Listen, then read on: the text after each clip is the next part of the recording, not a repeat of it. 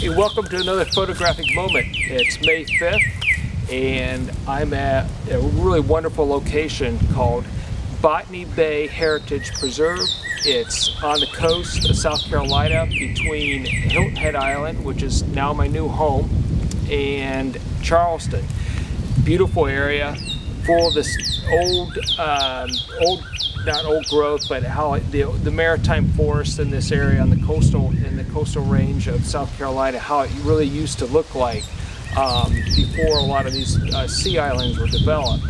And what I love to photograph in these locations is coming across these big live oaks with these wonderful big low-lying trunks just covered in Spanish moss, interspersed with saw palmetto, and it just presents for a beautiful subject for landscape photography.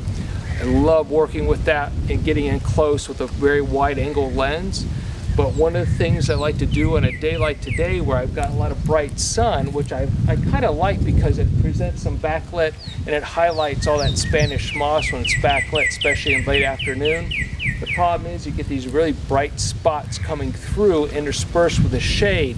To cut that back and gain a little bit more control over the exposure, I started using what's called a solid neutral density filter. It's similar to a split neutral density filter that I use for sunset and sunrise skies, where I need to darken the sky and while keeping the foreground more at the normal exposure.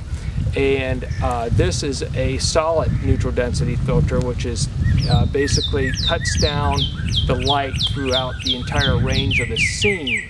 And what that helps me do is gain a little bit more control over those bright hot spots, and so they're not so blown out.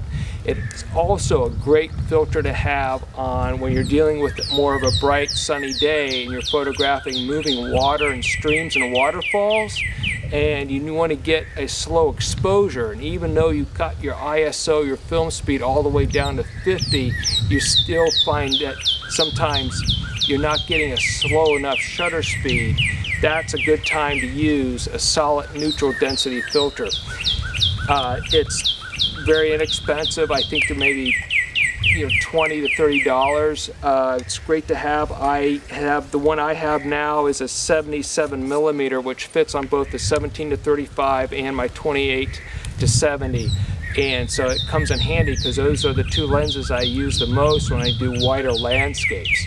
Another thing that I'm doing, if you notice, I have this my favorite lens, my 70 to 200, because when I'm doing this close-in photography with a wide-angle lens of this beautiful live oak to get the full scope of these branches coming across, I start to pick out all these little details in the texture of the trunk and the Spanish moss and the saw palmetto, all these wonderful designs and things like this. That's what's so great about photographing down in this area. These things catch my eye. I like to have that lens handy and interspersed with the wide angle, so I can go in and say, oh, that, I get that little detail while I'm getting the wider shot. So that's why that 70 to 200 is on there. Another thing I like to do on a day like today, where I've got that sun peeking through those branches, is when I do the wider shot with the wide angle, I shoot at a very small aperture. That's a high number, like 16, 22, f32. And I get that sun just on the edge of a branch, and I starburst that sun. It's kind of, you really got to play around with that, because once in a while you get too much sun coming over a branch, you get lens flare.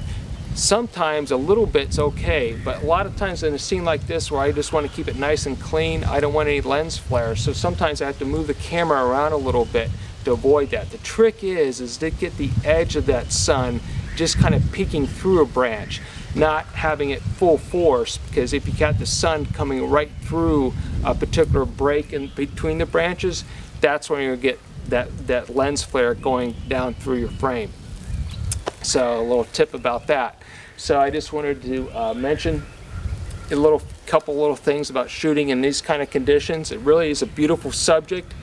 Late afternoon, I'm going to be shooting all the way towards sunset, maybe a little bit past, because in this heritage preserve, the Botany Bay Heritage Preserve, actually there's a natural beach area where a lot of these trunks and things like these trees have been left laying on the beach.